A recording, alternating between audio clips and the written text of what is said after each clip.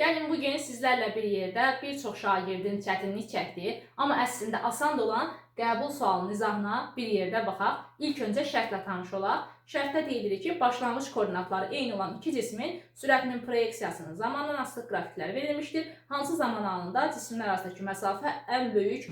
İlk öncə şərtə fikir vermək lazımdır. Gördüyümüz kimi şərtdə qeyd olunub ki, başlanğıc koordinatları eyni. Yəni hər iki cisim də eyni nöqtədən hərəkətə başlayıblar.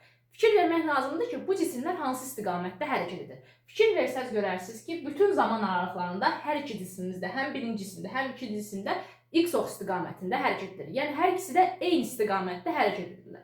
Bu tipli məsələdə biz nə etməliyik? Əlbəttə ki, gedilən yola fikir verməliyik. Gedilən yolda necə tapırıq? Vxt asılılığında fiqurun sahəsinə baxmaqla. Fiqurun sahəsinə baxacağıq. Fikir verin. Bu gördüyümüz kimi birinci cismin sürətinin zamanın asılıq qrafikidir. Nə edirik? Fiqurun sahəsinə baxırıq. Bax, bu qrafikin aşağıdakı bu T oxu ilə əmələ gətirdiyi fiqurun sahəsi. Baxın, gördüyünüz kimi burada necə bir fiqur yaranır? Gördüyümüz kimi düzbucaqlı yaranır. Digərində isə burada da düzbucaqlı yaranacaq. Amma fikir versəz, oranı qara ilə göstərəcəyimdir. Baxın, gördüyünüz kimi nə olur? Aşağıya doğru T oxuna qədər çəksə. İndi hansı hissə daha çoxdur? Qara ilə olan hissə yoxsa qırmızı ilə olan hissə? Qara ilə olan hissə daha çoxdur. Deməli, artıq burada S2 nə olacaq? S1-dən böyük olacaq. Digər hissədə isə T1, T2 zaman aralığında gördüyümüz kimi yenə 1-in, bax bu zaman oxu ilə əmələ gətirdiyi fiqurumuz düzbucaqlıdır. Aha, ikincini də göstərəcəm. Baxın, bu 2-nin zaman oxu ilə əmələ gətirdiyi fiqur trapesiyadır. İndi baxın görək, qırmızı ilə olan hissə daha çoxdur, yoxsa bax qara ilə olan hissə, əlbəttə ki, bütöv gördüyümüz qara ilə olan hissə.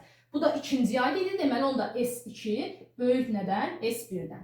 Yenə 2-nin, bax bu T1, T2, T3 zaman aralığında əmələ gətirdiyi fiqura baxsaq, qrafikin, bax bu zaman oxu ilə əmələ gətirdiyi fiqura baxdıq. Qara ilə göstərdim.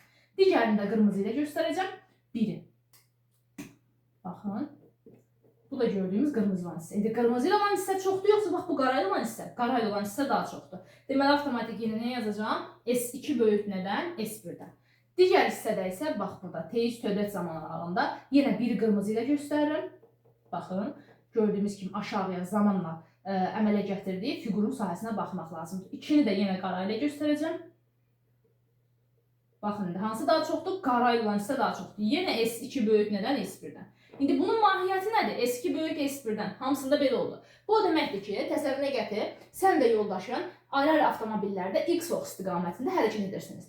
Aha, bu zaman təsəvvürünə gətir, ikinci sənin yoldaşındır, birinci də sənsən. Sən fikir ver, hamısında daha az yol getmirsən. Bax, S1 ən kiçikdir. Deməli, sən daha az yol gedirsən, amma yoldaşın səndən daha çox yol gedir. Əlbəttə ki, nə olacaq get-gedə? Yoldaşın səndən uzaqlaşmağa başlayacaq. Aha, yəni artıq 0 T4 zaman aralığına qədər yoldaşın səndən nə etdi? Uzaqlaşdı. Aha, burada isə fikir versək amma T4, T5 zaman aralığında birin qrafiki gördüyümüz kimi qırmızı ilə göstərirəm. Yəni, baxın aşağıda qalan hissəni. Fiquru rəhlədim qırmızı ilə. Düzbucaqlıdır. İndi baxın bu 2-nin qrafiki də 2-nin zaman oxu ilə əmələ gətirdiyi, bax bu fiquru nə edirəm? Yenə rəhləyirəm. İndi qara ilə olan hissə bax burada, üçbucaq olan hissə, amma qırmızı ilə olan hissə bax bu düzbucaqlı olan hissə. Hansı daha çoxdur? Qırmızı ilə olan hissə. Qırmızı da S1-i daxil. Deməli, avtomatik burada nə yazacağım artıq? S1 böyük S2. Fikir ver. Artıq sənin getdiyin yol daha çox oldu. İndi yoldaşının yox. Deməli, avtomatik sən necəsən get-gedə? Yoldaşına yaxınlaşacaqsan.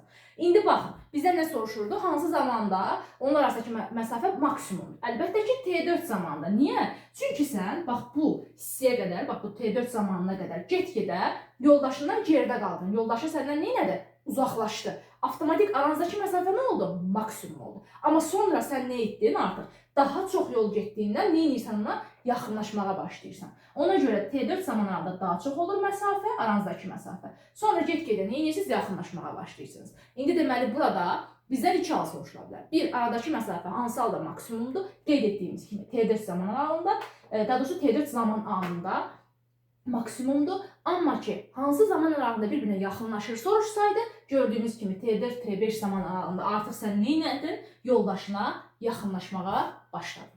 Bu qədər sadə.